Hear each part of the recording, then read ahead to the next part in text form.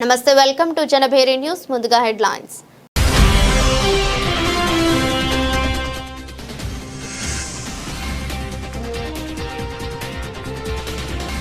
రాష్ట్ర అభివృద్ధి ప్రజా సంక్షేమం లక్ష్యంతో బడ్జెట్ రూపొందించామన్న పైహవల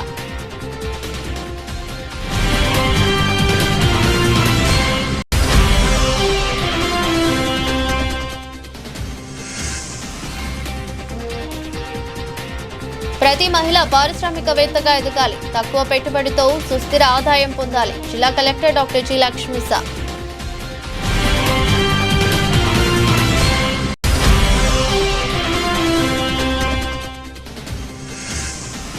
శ్రీ కన్యకా పరమేశ్వరి అన్నసత్రం కమిటీ ఆధ్వర్యంలో ఈ నెల 16వ తేదీ నిర్వహించనున్న రథోత్సవ ఆహ్వాన పత్రికను బ్రాహ్మణ వీధిలోని సత్రంలో ఆవిష్కరణ. రాయలసీమ హార్టికల్చర్ హబ్ కు 30,000 కోట్లు కేటాయించడం పట్ల ఎమ్మెల్యేలంతా సంతోషంగా ఉన్నారని సీఎం చంద్రబాబు అన్నారు. వ్యవసాయం, సేవా రంగాల నుంచి ఆదాయం పెరగాలని, ఒంగోలు పాలు, అనంతపురం పండ్లకు మంచి డిమాండ్ ఉందని చంద్రబాబు అన్నారు. రాయలసీమ ముఖ చిత్రం మార్చింది తామేనని ఏపీ సీఎం చంద్రబాబు నాయుడు చెప్పారు. రాయలసీమ హార్టికల్చర్ హబ్ కు 30,000 కోట్లు కేటాయించడం పట్ల ఎమ్మెల్యేలంతా సంతోషంగా ఉన్నారని సీఎం అన్నారు. ఇవాళ సీఎం చంద్రబాబు అసెంబ్లీ ల్యాబీలో మీడియాతో మాట్లాడారు.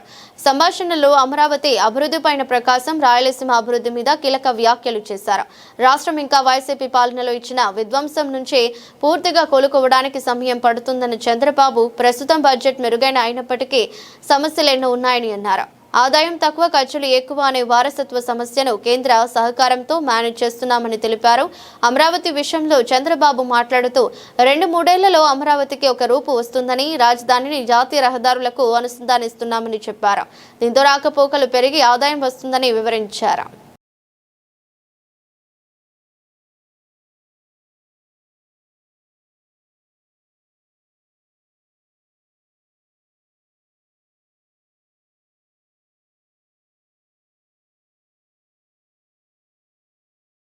మహిళలను ఆర్థికంగా బలోపేతం చేసే స్వయం ఉపాధి, సూక్ష్మ, చిన్న పారిశ్రామిక రంగాల్లో ముందుకు తీసుకువెళ్లే లక్ష్యంతో జిల్లా అధికార యంత్రాంగం విజయవాడ కూలెక్స్ ఇండస్ట్రీస్ ప్రైవేట్ లిమిటెడ్ భాగస్వామ్యంతో నిర్వహించిన ప్రత్యేక అవగాహన, నైపుణ్య వర్క్షాప్ విజయవంతంగా నిర్వహించామని జిల్లా కలెక్టర్ డాక్టర్ జి లక్ష్మిసా అన్నారు. ఇలాంటి కార్యక్రమాలను సద్వినియోగం చేసుకుని ప్రతి మహిళ పారిశ్రామికవేత్తగా ఎదగాలని తెలిపారు. మహిళా మండలను పారిశ్రామికవేత్తలుగా తీర్చిదిద్దేందుకు జిల్లా పరిశ్రమలు, డిఆర్డీఏ తదితర శాఖలతో పాటు కూలెక్స్ ఇండస్ట్రీస్ భాగస్వామ్యంతో శనివారం ఇబ్రహీంపట్నం మండలం గుంటుపల్లిలోని rural incubation, skilling and entrepreneurship సెంటర్లో ప్రత్యేక జాగృతి వర్క్షాప్ జరిగింది. ఈ సందర్భంగా శీతలీకరణ, కిచెన్ అండ్ ఫుడ్ ఎక్విప్మెంట్ తయారీలో సుదీర్ఘ అనుభవం కలిగిన కూలెక్స్ ఇండస్ట్రీస్ ప్రైవేట్ లిమిటెడ్ యాజమాన్యులు సూక్ష్మ, చిన్న ఫుడ్ ప్రాసెసింగ్ యూనిట్ల ఏర్పాటుతో పాటు విలువ ఆధారిత ఉత్పత్తులు, చిన్న స్థాయి వ్యాపార అభివృద్ధికి ప్రయోజనం కల్పించేలా శిక్షణ అందించారు. Fryers, pizza ovens, sandwich grills, waffle machines, electrical grinders తదితరాలపై లైవ్ డెమో ఇచ్చారు. కార్యక్రమంలో MPP Paladugu Jyotsna, Vijayawada RGO Kavuri Chaitanya, Coolex industries యాజమానులు పాలకుర్తి రాధాకృష్ణ, బ్రహ్మరాంబ, సందేశ్, జిల్లా పరిశ్రమల అధికారి M Madhu, DRDA PD ANV Nancharao, Ibrahimpatnam block coordinator Srinivasarao, మహిళా సమాఖ్యల ప్రతినిధులు, పెద్ద సంఖ్యలో స్వయం సహాయక సంఘాల ఔత్సాహిక మహిళలు పాల్గొన్నారు. మంచి ఎంటర్ప్రెన్యూర్గా మారచ్చు. సో మినిమం నెలకి ఏం లేదన్నా కూడా 30 నుంచి 40 వేలు సంపాదించవచ్చు. అంటే ఏంటి అర్థం? ఒక government employee, class 3, class 4 government employee శాలరీని మనం ఇంటి నుంచి సంపాదించుకోవచ్చు. దానికి చిన్న ఆలోచన, చిన్న ట్రైనింగ్, చిన్న ఎక్స్పోజర్. ఆ ఎక్స్పోజర్ మీకు ఇవ్వడానికి రైస్ సెంటర్ ఎప్పుడు సిద్ధంగా ఉంది. బయట వస్తుంది. ఓకే. సో ఈ విషయంలో మీకు అందరికీ ఫస్ట్ ఆఫ్ ఆల్ కంగ్రాచులేషన్స్ తెలియజేస్తున్నాను. ఎందుకంటే రైస్ సెంటర్ ఎక్స్టర్న్ వచ్చేసి 6 నెలల నుంచి సక్సెస్ఫుల్గా ఇటువంటి కార్యక్రమాన్ని నిరంతరంగా మీ దగ్గర తీసుకుని వస్తూ ఉంది. ఇప్పుడు మీకు కూడా అర్థమై ఉంటుంది రైస్ సెంటర్ ఉపయోగం ఉందా లేదా కదా. సో ఉపయోగం ఉంది. అందుకే దగ్గర చెప్పడం లైక్ ఏమంటాము, పాఠాలు చదవాలంటే ఎక్కడికి వెళ్ళాలి? స్కూల్కి వెళ్ళాలి. కరెక్ట్. దేవుడిని చూడాలంటే ఎక్కడికి వెళ్ళాలి? గుడికి వెళ్ళాలి. అలాగైతే మహిళ ఒక పారిశ్రామికవేత్తగా ఎదగాలంటే ఎక్కడికి రావాలి? రైస్ సెంటర్ కావాలి. ఇది అర్థమైంది కదా.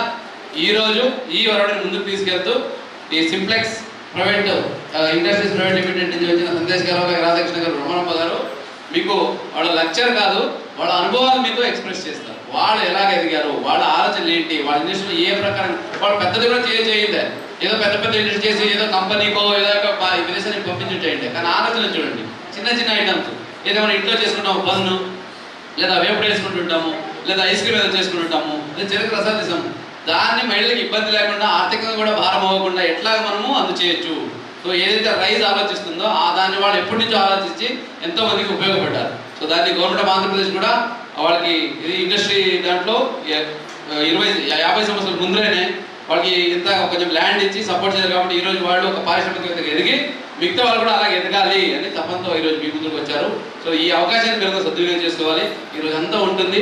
ఇది అయిన తర్వాత మ్యాక్సిమం క్వశ్చన్స్ అడగాలి, కూర్చొని వినడం కాదు. అందులో బయట ఉన్న వాళ్ళు మీకు కూడా చెప్తున్నాను, క్వశ్చన్స్ అడగాలి, అర్థం చేసుకోవాలా. ఈ వర్క్షాప్ తర్వాత మినిమం ఒక 50% ఇక్కడ ఉన్న వాళ్ళు ఏదో ఒకటి. కూటమి ప్రభుత్వం ప్రవేశపెట్టిన బడ్జెట్ నిరాశజనకంగా ఉందని వైసీపీ ఎమ్మెల్సీ బొత్స సత్యనారాయణ విమర్శించారు. రైతులకు ధైర్యం ఇచ్చేలా బడ్జెట్ లేదన్నారు. ప్రజా సమస్యల పరిష్కారంపై బడ్జెట్లో ఎక్కడా లేదని సీఎం చంద్రబాబు, లోకేష్, పవన్ పేర్లను పదే పదే బడ్జెట్ ప్రసంగంలో ప్రస్తావించారని ఆయన దుయ్యబట్టారు. ఏంటి ఆయన ఎవరు చైర్మన్, P4 చైర్మన్ ఎవరండి ఆయన పేరు? కుటుంబరావు స్టేట్మెంట్ అయిపోయింది. ఇంక రెండోది ఇది దీన్ని అయిపోయిందా? బడ్జెట్ అయిపోయిందా? 2 నిమిషాలు అంటే అది కట్ అవుతుంది. అది కట్ చేయదు, లైవ్ అలాగే వెళ్తుంటుంది. అది కట్ చేయండి. అందుకనే కట్ చేయకపోతే అది ప్రభుత్వం వచ్చి బడ్జెట్ ప్రవేశపెట్టింది. సరే కొంత తొందరగా ఏదో కేంద్రం పెట్టిందని ఇక్కడ కూడా పెట్టారు. సరే ఏదేమైనప్పటికీ కూడా ప్రజలందరూ ఎంతో ఆకాంక్షలతో బడ్జెట్ పెట్టారు కదా, మా వర్గానికి లేకపోతే మా సెక్షన్కి ఏం మంచి జరుగుతుంది, రాబోయే కాలంలో ఏం చూస్తారు అని ఎంతో ఆతృతగా ఎదురు చూసిన నేపథ్యం. 3,35,000 కోట్లు. కానీ బడ్జెట్ చదువుతుందని చెప్పి చూశాను, 1 నుంచి 7-8 పేజీల వరకు కూడా. తర్వాత కూడా ఆత్మస్తుతి పరనింద అంటే వాళ్ళు పొగుడుకోవడం, మా గత ప్రభుత్వం అని చెప్పి మా మీద వచ్చి నిందలు వేయడం. ఈ ప్రభుత్వాన్ని ఎందుకు ఇచ్చారు? గత ప్రభుత్వం మంచి చేసిన పక్క పెడితే నువ్వు ఉద్ధరిస్తావని కదా, మీరు ఉద్ధరిస్తారని కదా మీకు అధికారం ఇచ్చారు అని చూస్తే ఒక 100 సార్లు వచ్చి చంద్రబాబు నాయుడు గారి పేరు, ఒక 75-80 సార్లు వచ్చి లోకేష్ గారి పేరు, ఒక 50 సార్లు వచ్చి నరేంద్ర మోడీ గారి పేరు.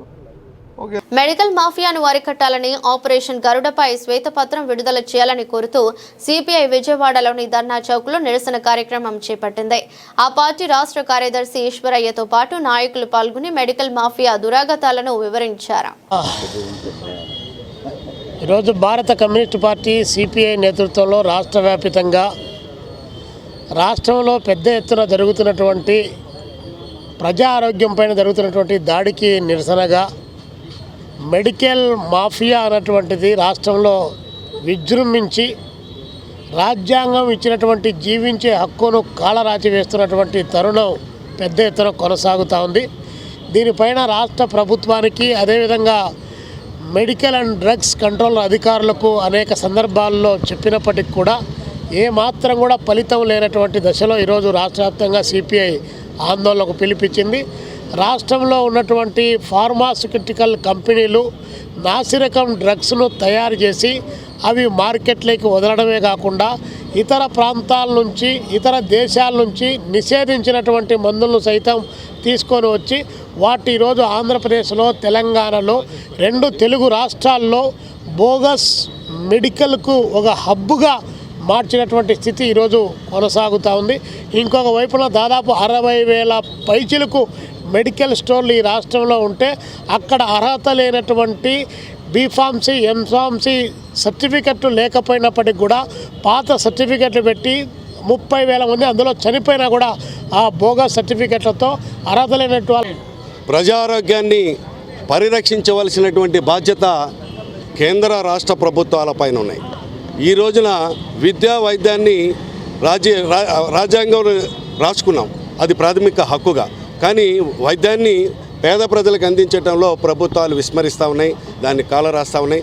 దానిలో భాగంగానే ఈ రోజున రాష్ట్రంలో 17 మెడికల్ కాలేజీలని దారాదత్తం చేసినటువంటిదని చెప్పి వైద్యాన్ని కూడా వ్యాపారం చేసేటటువంటి పద్ధతిలో చేస్తున్నటువంటి విధానాన్ని సిపిఐ రాష్ట్ర వ్యాప్తంగా నిరసిస్తూ ఉన్నది. ముఖ్యంగా మనం చూసినట్లయితే మెడికల్ అండ్ ఫార్మాస్యూటికల్స్లో ఈ రోజున మా అవినీతి అక్రమాలు విపరీతంగా జరుగుతూ ఉన్నాయి. మాఫియా రాజ్యం వెళుతూ ఉన్నది. ఒక 10 పైసలతో తయారు చేసేటటువంటి మందు బిళ్ళ రూపాయికి అమ్మేటటువంటి పరిస్థితి, నియంత్రణ అనేటటువంటిది లేనటువంటి పరిస్థితి. ఈ రోజున మనం ఆరోగ్యాని కోసం వెళ్ళేటటువంటి ఆసుపత్రుల్లో చూసినట్లయితే ఒక్కొక్క జబ్బుకి ఒక రకమైనటువంటి, ఒక హాస్పిటల్లో ఒక రకమైనటువంటి ఫీజు నిర్ధారణ చేస్తే ఇంకొక హాస్పిటల్ ఇంకో రకమైనటువంటి పద్ధతిలో దోపిడీ చేసేటటువంటి పరిస్థితి ఉన్నది. సిపిఐగా మేము సూచించేటటువంటిది రాష్ట్ర ప్రభుత్వానికి, మీరు ఏదైతే ఆరోగ్యశ్రీకి సంబంధించి మీరు ఫీజు నిర్ధారణ చేసేటటువంటి పద్ధతి ఉందో, ఆరోగ్యశ్రీ ద్వారా ఎవరైతే వైద్యం తీసుకుంటారో ఆ సంబంధిత హాస్పిటల్కి ఈ రోజున మెడికల్ మాఫియాకు వ్యతిరేకంగా, మెడికల్ ఫార్మాస్యూటికల్స్ మాఫియాకు వ్యతిరేకంగా ప్రజారోగ్య పరిరక్షణ దినంగా ఈ రోజున సిపిఐ రాష్ట్ర వ్యాప్తంగా అన్ని చోట్ల కూడా ధర్నాలకు పిలుపు ఇవ్వటం జరిగింది. ప్రధానమైనటువంటిది ఈ రోజున మనం చూస్తున్నాం, 2025 మార్చి 21 నుంచి 25వ తేదీలో ఆనాడు రాష్ట్ర వ్యాప్తంగా కూడా రాష్ట్ర ప్రభుత్వం ఆపరేషన్ గరుడ, ఆపరేషన్ ఈగిల్ పేరుతోటి drug control board plus police శాఖ పెద్ద ఎత్తున రాష్ట్ర వ్యాప్తంగా 40,000 షాపులు ఉంటే దాడులు చేశారు. ఉమ్మడి కృష్ణా జిల్లాలో 7,000 షాపులు దాడులు చేశారు. వీళ్ళు కొండంతవి ఎలకను పట్టినట్టుగా 162 షాపుల్లో వైలేషన్స్ ఉన్నాయని చెప్పేసి చెప్పారు.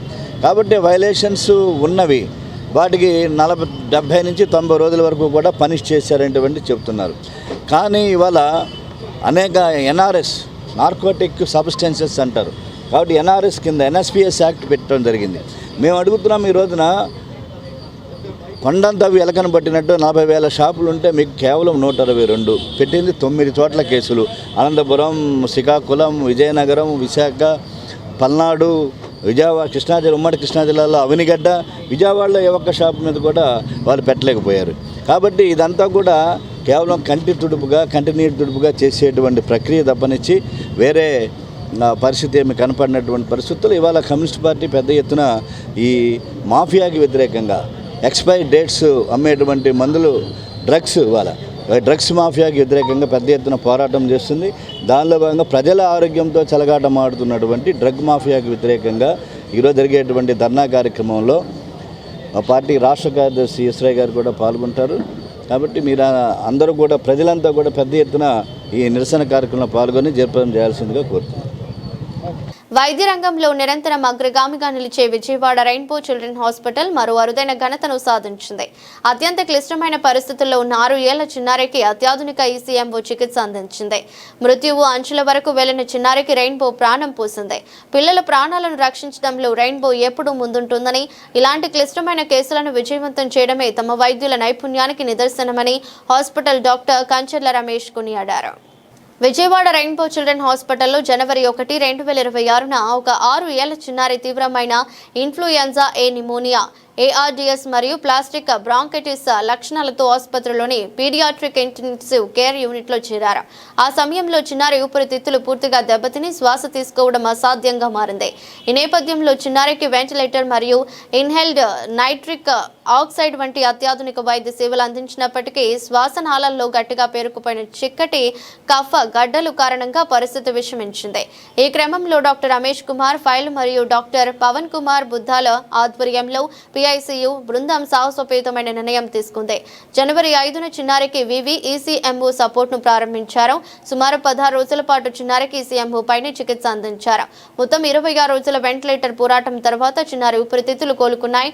ప్రస్తుతం చిన్నారి పూర్తి ఆరోగ్యంతో డిశ్చార్జ్ అయ్యారు. ఈ సందర్భంగా rainbow children hospital chairman doctor Kanchela Ramesh మాట్లాడుతూ, పిల్లల ప్రాణాలను రక్షించడంలో రెయిన్బో ఎప్పుడూ ముందుంటుందని, ఇలాంటి క్లిష్టమైన కేసులను విజయవంతం చేయడం తమ వైద్యుల నైపుణ్యానికి నిదర్శనమని కొనియాడారు. నా పేరు హుసేన్, మా మిస్సెస్ పేరు జైరా. నేను హైదరాబాద్లో ఉంటాం సార్. మా మిస్సెస్ వాళ్ళది గుంటూరు. మేము లాస్ట్ మంత్ 28కి డిసెంబర్ 28కి గుంటూరుకి వచ్చాము. అది 28కి మా వానికి ఫీవర్ వచ్చింది, 104 టెంపరేచర్. అది 2 days ట్రై చేసిన తర్వాత టైఫాయిడ్ అని తెలిసింది. టైఫాయిడ్ అంటే తెలిసిన తర్వాత మీ హాస్పిటల్ అప్ టు 3 హాస్పిటల్స్ తిరిగాము. దాని తర్వాత శ్రేష్ఠ హాస్పిటల్ పోతే వాళ్ళు ఏంటంటే totally lungs right side damage అయిందని చెప్పారు. అప్పుడు డెసిషన్ తీసుకునేది ఏంటంటే మాకు చిన్న హోప్ ఉండే రెయిన్బో అనేది. మేము హైదరాబాద్లో కూడా కన్సల్ట్ అయ్యాము, అక్కడ కూడా బెస్ట్ డాక్టర్స్ ఉన్నారని. ఇక్కడ కూడా మా విజయవాడలో రెయిన్బో హాస్పిటల్ తీసుకురావడం జరిగింది. ఇక్కడ రాగానే మాకు డైరెక్ట్ ఐసీయూ నుంచి పిఐసీయూకి తీసుకెళ్లారు. డాక్టర్ రమేష్ గారు అండ్ పవన్ గారు బెస్ట్ డాక్టర్స్ ఉన్నారు సార్. మనకి ఫ్యాకల్టీ కానీ నర్స్ స్టాఫ్ కానీ రెయిన్బో ఫెసిలిటీస్ కానీ అట్మాస్ఫియర్ కానీ చాలా బాగా జరిగింది. అట్లనే మా బాబు పిఎస్సీ నుంచి వెంటిలేటర్లో పెట్టడం జరిగింది. దాని తర్వాత హై వెంటిలేటర్ మీద నుంచి సార్ ఒక మాట అన్నారు, హై వెంటిలేటర్ కూడా తట్టుకోలేమమ్మా మీ బాబుకి, ఎక్మో బాల్స్ వస్తుంది అని చెప్పారు. ఎక్మో మేమంటే ఒక స్టేజ్లో భయపడ్డాం, కానీ అల్లాదే వల్ల ఇప్పుడు ఎక్మో అనేది చాలా అందరికీ యూస్ఫుల్ కావాలని మా యొక్క కోరిక. ప్రతి ఒక్కరు భయపడుతున్నారు, ఎక్మో అంటేనే ఏదో అయిపోతుందని. అందరికీ ఒక భయం ఉంటుంది. భయం అనేది శాశ్వతం కాదు. ఆ భయం నుంచి కూడా మనం గెలవాలంటే డాక్టర్స్ మీద హోప్ ఉండాలి, అల్లా మీద బిలీవ్ ఉండాలి. దాని తర్వాత మెయిన్ ఏంటంటే doctors Ramesh sir, Pavan sir team చాలా మాకు సపోర్ట్ ఇచ్చారు. ఒక స్టేజ్లో నేను క్లియర్గా చెప్పాలంటే January 9th రోజు సార్ ఒక మాట అన్నారు, ఈ నైట్ ఎట్లా గడవాలనేది మీరు ఆలోచించుకోండి అమ్మా, ఈ నైట్ ఎట్లా గడుస్తుందో మాకు కూడా తెలియదు, ఏదున్నా దేవుని దయ అన్నారు. దేవుని దయ వల్ల మా ఫ్యామిలీ సపోర్ట్, డాక్టర్ సపోర్ట్, ఆ నైట్ ఎట్లా గడిచిందో మేము కూడా అర్థం చేసుకోలేదు. కదా నెక్స్ట్ డే ఏదైతే మా అత్త మా తమ్ముడు ఇద్దరు ఆ బాబుని చూసి వచ్చిన తర్వాత టోటల్లీ స్వెల్లింగ్ వచ్చేసింది అన్నారు. కానీ మాకు అది తెలియదు. ఆ నెక్స్ట్ డే నుంచి మేము అనుకున్నది ఒకటి, దేవుడు ప్రేయర్ చేస్తే చాలు అనుకున్న స్టేజ్ నుంచి ఈరోజు మా బాబు ఈ స్టేజ్లో ఉన్నాడంటే డాక్టర్స్ అల్లా దువా వల్లనే ఉన్నాం. కానీ రమేష్ సార్ టీం చాలా సపోర్ట్ చేశారు మాకు. ఈవెన్ మెడిసిన్స్ కానీ, కేర్ కానీ, ఏదైనా కానీ, కేర్ టేకింగ్ కానీ, హాస్పిటల్ స్టాఫ్ అయితే టోటల్లీ హై క్వాలిటీ డాక్టర్స్ ఉన్నారు. డాక్టర్స్ వల్ల ఈ స్టేజ్లో ఉన్నారంటే డాక్టర్స్ దయ వల్లనే. మా బాబు ఇప్పుడు ఉన్నాడంటే doctors rainbow hospital and Ramesh sir team మేము ఎప్పుడు మర్చిపోలేము. అలా ఈ టీంని ఎప్పుడు ఇట్లాగే. వార్షిక బడ్జెట్ను ఆర్థిక మంత్రి పయ్యావుల కేశవ్ ఏపీ అసెంబ్లీలో ప్రవేశపెట్టారు. వరుసగా 3వ బడ్జెట్ను ప్రవేశపెట్టడం తన అదృష్టమని అన్నారు. స్వర్ణాంధ్ర లక్ష్యానికి అనుగుణంగా బడ్జెట్ రూపొందించినట్లు తెలిపారు. తమ దృష్టిలో బడ్జెట్ అంటే కేవలం పద్దుల ప్రకటన కాదని, రాయలసీమ రైతుల కలలను సాకారం చేసేది బడ్జెట్ అన్నారు. కుటుంబాన్ని నడిపిస్తున్న గృహిణికి భరోసా ఇచ్చేది బడ్జెట్ అని చెప్పుకొచ్చారు. రాష్ట్రాభివృద్ధి, సంక్షేమం జోడెద్దుల బండిలో పరుగులు పెట్టించాలనే సంకల్పం తమదని స్పష్టం చేశారు. బ్రాండ్ చంద్రబాబు వల్లే స్వర్ణాంధ్ర సాకారమన్నారు ఆర్థిక మంత్రి. గూగుల్తో ఏపీ ప్రభుత్వం చేసుకుంది బాహుబలి ఒప్పందమని తెలిపారు. రైతుల కలలను నెరవేర్చేలా, యువతకు ఉద్యోగ అవకాశాలు కల్పించేలా, తన బిడ్డలను చక్కగా పెంచాలని తల్లికి భరోసా ఇచ్చేలా బడ్జెట్ ఉందన్నారు. పాలన ఎలా చేయకూడదో అనేది గత ప్రభుత్వ రాష్ట్రానికి చేసిన నష్టాన్ని చూసి అర్థమవుతుందని తెలిపారు. గత ప్రభుత్వం చేసిన తప్పిదాలను సరిదిద్దేలా 2024లో బడ్జెట్ ప్రవేశపెడితే స్వర్ణాంధ్ర విజన్ 2047కు బాటలు వేస్తూ 2025లో పూర్తిస్థాయి బడ్జెట్ ప్రవేశపెట్టామని చెప్పారు. ఆర్థిక విధ్వంసం ఎదుర్కొన్న రాష్ట్రాన్ని సరిదిద్దడానికి 2 ఏళ్ల సమయం. వ్యవసాయం, పశు సంవర్ధక, ఉద్యానవనం, మత్స్య సహకార రంగాలు. వ్యవసాయం గాడి తప్పితే మిగతా ఏ రంగానికి సక్రమంగా నడిచే అవకాశం ఉండదు అన్న ఎంఎస్ స్వామినాథన్ గారి సూక్తిని గుర్తు చేస్తున్నాను అధ్యక్ష. రైతులే సమాజానికి మూల స్తంభాలు.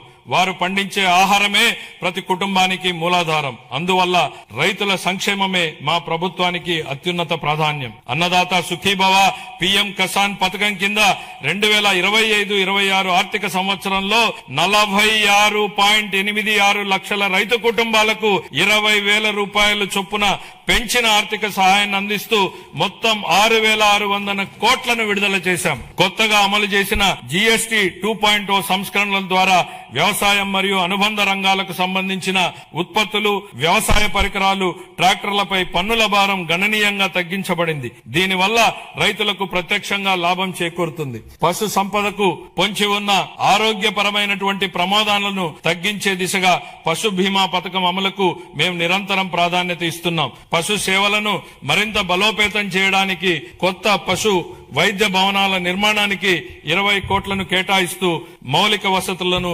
విస్తరిస్తున్నాం. అలాగే బడ్జెట్ లో ప్రత్యేకంగా ప్రస్తావించకపోయినా మా సంకల్పం ఎంత స్పష్టమో చెప్పడానికి నిదర్శనం మత్స్యకార సేవలో పథకం అమలు.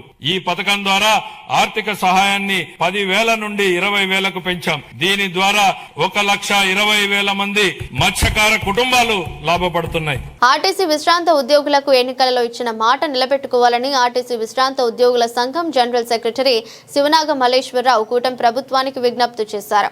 అతి తక్కువ పెన్షన్తో జీవనం కఠినతరంగా మారిందని ఆవేదన వ్యక్తం చేశారు. ఇస్తామన్న జీవన భృతి ఇవ్వాలని ప్రభుత్వాన్ని డిమాండ్ చేశారు. ఏపీఎస్ఆర్టీసీ విశ్రాంత ఉద్యోగుల సంఘం ఆధ్వర్యంలో గాంధీనగర్ ప్రెస్ క్లబ్ లో మీడియా సమావేశం జరిగింది.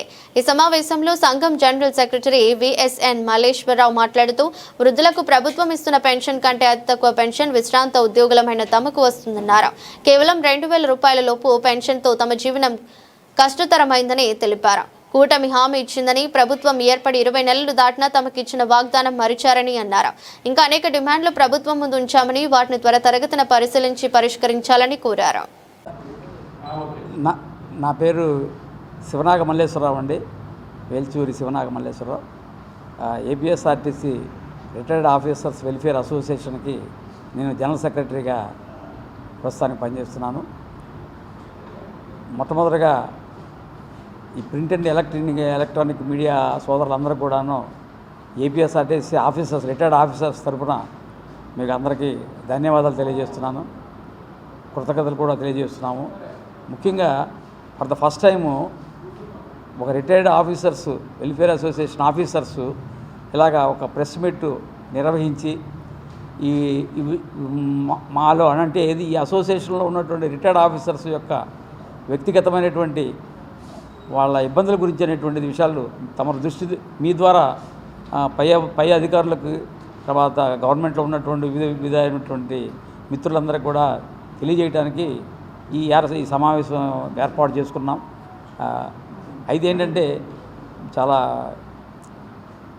విచిత్రమైన విషయం ఏంటంటే ఇక్కడ కూర్చున్నటువంటి వాళ్ళందరూ కూడాను senior officers, depot managers, divisional managers, even for that matter regional manager కొంతమంది పనిచేసి. పౌర సరఫరాల శాఖ మంత్రి నాదెండ్ల మనోహర్ మాట్లాడుతూ ఆంధ్రప్రదేశ్లో 2026-27 ఆర్థిక సంవత్సరానికి 3,32,205 కోట్లతో ఆర్థిక శాఖ మంత్రి పయ్యావుల కేశవ్ మూడోసారి ప్రవేశపెట్టిన ఈ బడ్జెట్ గాడి తప్పిన వ్యవస్థను ఆర్థిక సంక్షోభం నుంచి పురోగతి వైపు, విధ్వంసం నుంచి వికాసం వైపు నడిపించే విధంగా ఉందని ఆయన అభిప్రాయపడ్డారు.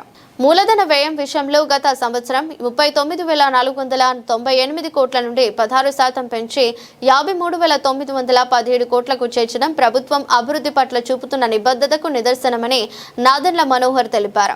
అదేవిధంగా పన్నుల ద్వారా రెవెన్యూ వసూళ్ల గత సంవత్సరం 98,025 కోట్ల నుండి 125,846 కోట్లకు పెరగడం రాష్ట్ర ఆర్థిక పునరుద్ధరణలో జరుగుతున్న నిరంతర కృషికి రుజువని ఆయన అన్నారు.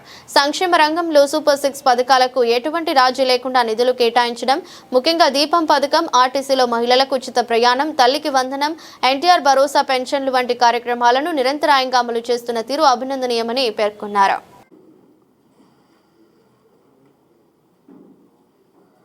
అందరికీ నమస్కారం అండి. ఈరోజు మేమందరం కూడా ముందుగా జనసేన పార్టీ నుంచి రాష్ట్ర ఆర్థిక శాఖ మార్చిలు కేశవ్ గారు ప్రవేశపెట్టిన మూడోసారి బడ్జెట్ని మనస్ఫూర్తిగా అభినందించడమే కాకుండా గాడి తప్పిన వ్యవస్థని ఆర్థిక సంక్షోభం నుంచి పురోగతి వైపు,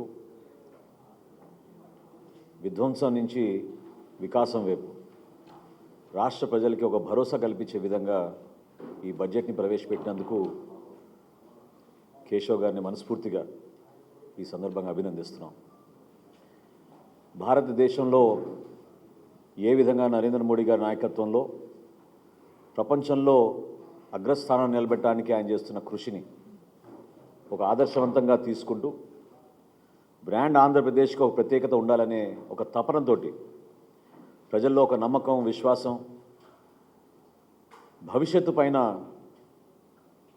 భావితరాలకి ఒక నమ్మకం కలిగే విధంగా మన గౌరవ ముఖ్యమంత్రి గారు చంద్రబాబు నాయుడు గారి నాయకత్వంలో, అదేవిధంగా మన రాష్ట్ర ఉప ముఖ్యమంత్రి పవన్ కళ్యాణ్ గారి ఆలోచనలతోటి,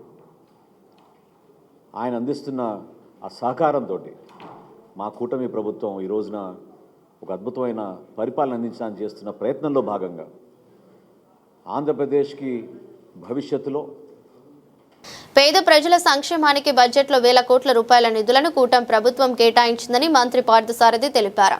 చింతలపూడి ప్రాజెక్టును సత్వరమే ప్రారంభించేందుకు అనుమతులు సాధిస్తున్నట్లు ఆయన తెలిపారు. అన్ని రంగాల అభివృద్ధికి బడ్జెట్లో విధులు కేటాయించడం హర్షణీయమన్నారు. గత ప్రభుత్వం నుండి వచ్చిన 10 లక్షల అప్పుల మూలంగా వచ్చిన సమస్యలను అధిగమిస్తూ ప్రజలకి ఆశాజనకంగా ఉండే పరిపాలన గత సంవత్సరంలో కూటమి ప్రభుత్వం అందించిందని చెప్పేసి మనం చేస్తా ఉన్నాను. 10 లక్షల కోట్ల అప్పు ఉన్నప్పటికి కూడా ఎంతో అనుభవజ్ఞుడైన ముఖ్యమంత్రి గారు శ్రీ చంద్రబాబు నాయుడు గారి నాయకత్వంలో ఆర్థిక శాఖ మంత్రి కేశవ్ గారి సారథ్యంలో ఇయర్ ఆన్ ఇయర్ ప్రతి సంవత్సరం కూడా ఆర్థిక పరిస్థితులను మెరుగుపరుచుకుంటూ ఈ కూటమి ప్రభుత్వం ముందుకు వెళుతూ మరి ఈరోజు ఎంతో భవిష్యత్తు మీద ఆశలు కలిగే, భవిష్యత్తు మీద ఒక నమ్మకం కలిగే బడ్జెట్ని ఈరోజు మా ఆర్థిక మంత్రి గారు ప్రవేశపెట్టారని చెప్పేసి మనం చేస్తాం. 3,32 లక్షల అవుట్లేతో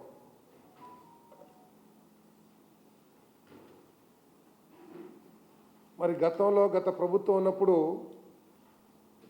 రాష్ట్ర బడ్జెట్లో బీసీలకు సింహభాగం నిధులు కేటాయించడం సంతోషంగా ఉందని బీసీ సంక్షేమ శాఖ మంత్రి సవిత అన్నారు. ఈ సందర్భంగా ఆమె సీఎం చంద్రబాబుకు, ఉప ముఖ్యమంత్రి పవన్ కళ్యాణ్ కు కృతజ్ఞతలు తెలిపారు. ఏ విధంగా ఉందో అందరం చూసాం. సంకల్పం ఉన్న చోటే సాధనకు మార్గం ఉంటుందన్న విషయం మరొకసారి తెలియజేస్తూ ఈరోజు మరి అన్ని వర్గాలకు, మరి ముఖ్యంగా యువతకు, మహిళలకు, రైతన్నులకు, మరి ఇరిగేషన్ ప్రాజెక్టులకు, పరిశ్రమలకు పెద్దపీట వేస్తూ మరి 3,32,200 కోట్లు ఈరోజు మరి బడ్జెట్ ప్రతిపాదించటం, అందులో ముఖ్యంగా బీసీలకు సింహభాగం వేశారన్న విషయం కూడా మరొక్కసారి తెలియజేస్తూ మరి సుమారుగా 51,000 కోట్లు బీసీలకు సింహభాగం అన్న విషయం తెలియజేస్తూ మరి ఇంత పెద్ద ఎత్తున కేటాయించినందుకు మరి మాన్యశ్రీ ముఖ్యమంత్రి చంద్రబాబు నాయుడు గారికి, డిప్యూటీ సీఎం పవన్ కళ్యాణ్ గారికి, మరి అదేవిధంగా ఫైనాన్స్ మినిస్టర్ మన పయ్యావుల కేశవ్ గారికి కూడా ప్రత్యేకమైన ధన్యవాదాలు బీసీలందరి తరఫున తెలియజేస్తూ మరి నేను తెలియజేసే శ్రీ కన్యకా పరమేశ్వరి అన్నసత్రం కమిటీ ఆధ్వర్యంలో మహాశివరాత్రిని పురస్కరించుకుని ఆది దంపతుల రథోత్సవాన్ని ఈ నెల 16వ తేదీన వైభవంగా నిర్వహిస్తున్నట్లు కమిటీ అధ్యక్షుడు బచ్చు వెంకటలక్ష్మి వరప్రసాద్ తెలిపారు. 155 ఏళ్ల చరిత్ర గల తమ కమిటీ ఆధ్వర్యంలో దుర్గమ్మ దర్శనానికి తరలివచ్చే భక్తుల కోసం అన్నసత్రాన్ని నెలకొల్పి భోజన వసతి సదుపాయాలు కల్పిస్తున్నామని వివరించారు. తమ కమిటీ ఆధ్వర్యంలో ఆర్యవైశ్య పేద విద్యార్థులకు ఉచిత విద్య, పేద ఆర్యవైశ్య వధూవరుల వివాహాలు నిర్వహించాలని నిశ్చయించినట్లు తెలిపారు. శ్రీ కన్యకా పరమేశ్వరి అన్నసత్రం కమిటీ ఆధ్వర్యంలో ఈ నెల 16వ తేదీ నిర్వహించనున్న రథోత్సవ ఆహ్వాన పత్రికను బ్రాహ్మణ వీధిలోని సత్రంలో ఆవిష్కరించారు. కమిటీ అధ్యక్షుడు బచ్చు వెంకటలక్ష్మి వరప్రసాద్, ప్రధాన కార్యదర్శి బైనార్ శ్రీ రాజేష్ తన కమిటీ ప్రతినిధులు కార్యక్రమంలో పాల్గొన్నారు. సందర్భంగా కమిటీ చైర్మన్ బచ్చు వెంకటలక్ష్మి వరప్రసాద్ మాట్లాడుతూ ఈ నెల 15న మహాశివరాత్రి సందర్భంగా ఆ దంపతుల కళ్యాణం అంగరంగ వైభవంగా నిర్వహిస్తారని తెలిపారు. అనంతరం స్వామి స్వామివారి రథోత్సవాన్ని 16వ తేదీ సాయంత్రం 5:30 గంటలకు దుర్గా మల్లేశ్వర స్వామి వార్లతో పాటు పాత శివాలయంలో వేంచేసి ఉన్న శ్రీ బ్రహ్మరాంబ మల్లేశ్వర స్వామి, భద్రకాళి సమేత వీరభద్ర స్వామి వారు, బుద్ధావరి శివాలయంలో వేంచేసి ఉన్న వసంత మల్లికార్జున స్వామి వారి ఉత్సవమూర్తులను అందంగా అలంకరించిన రథంపై ఉంచి రథోత్సవాన్ని అంగరంగ వైభవంగా నిర్వహిస్తున్నట్లు తెలిపారు. నగర పోలీస్ కమిషనర్ ఎస్వి రాజశేఖర్ బాబు మీ రథోత్సవాన్ని ప్రారంభిస్తారని వివరించారు. దుర్గమ్మ భక్తులకు 155 ఏళ్లుగా భోజన వసతి సదుపాయాలు కల్పిస్తున్న తమ అన్నసత్రం కమిటీ ఆధ్వర్యంలో ఆర్యవైశ్య పేద విద్యార్థులకు ఉచిత విద్యా, పేద ఆర్యవైశ్య వధూవరుల వివాహాలు నిర్వహించాలని నిశ్చయించినట్లు తెలిపారు. విలేకరుల సమావేశంలో అన్నసత్రం కమిటీ ప్రతినిధులు పాల్గొన్నారు. ఓం నమః శివాయ, ఓం నమః శివాయ, ఓం నమః శివాయ, ఓం నమః శివాయ, ఓం నమః శివాయ. శ్రీ కన్యకా పరమేశ్వరి అన్నసత్ర కమిటీ విజయవాడ వారి ఆధ్వర్యంలో ప్రతి సంవత్సరం జరిగే శివరాత్రి మహోత్సవానికి, రథోత్సవానికి సంబంధించి పాత్రికేయుల సమావేశానికి విచ్చేసిన ప్రింట్ మీడియా, అదేవిధంగా వివిధ రకాల ఛానల్స్ ప్రతినిధులందరికీ కూడా స్వాగతం, సుస్వాగతం. గొప్ప ఘన చరిత్ర కలిగిన విజయవాడలో ఆర్యవైశ్యులచే నిర్వర్తించబడుచున్న అత్యంత పురాతనమైన, అదేవిధంగా విజయవాడ చరిత్రలో తెలిసినంత వరకు మొట్టమొదటి సేవా సంస్థ శ్రీ కన్యకా పరమేశ్వరి అన్నసత్ర కమిటీ అని తెలియజేయడానికి చాలా గర్వంగా ఫీల్ అవుతున్నాం. సుమారు 155 సంవత్సరాల క్రితం మా ఆర్యవైశ్య పెద్దలు ఈ సంస్థని స్థాపించి విజయవాడ ఇంద్రకీలాద్రిపై వేంచేసి ఉన్న కనకదుర్గ అమ్మవారిని దర్శించుకోవడానికి వచ్చే యాత్రికుల సౌకర్యార్థం వసతి ఏర్పాట్లు, అదేవిధంగా ఉచిత అన్నప్రసాద వితరణ, ఇటువంటి మంచి కార్యక్రమాలు చేయడానికి ఈ సంస్థ ఏర్పాటు చేయడం జరిగిందని తెలియజేస్తున్నా. సుమారుగా 100 సంవత్సరాల పైనే ఈ శివరాత్రి మహోత్సవాలు జరపడానికి. వార్తలు ముగించే ముందు మరోసారి హెడ్లైన్స్.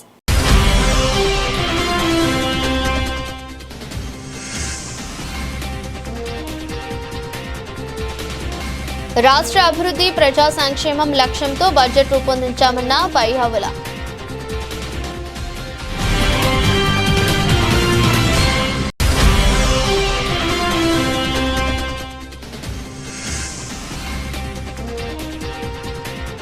ప్రతి మహిళ పారిశ్రామికవేత్తగా ఎదగాలి, తక్కువ పెట్టుబడితో సుస్థిర ఆదాయం పొందాలి. జిల్లా కలెక్టర్ డాక్టర్ జి లక్ష్మీసా.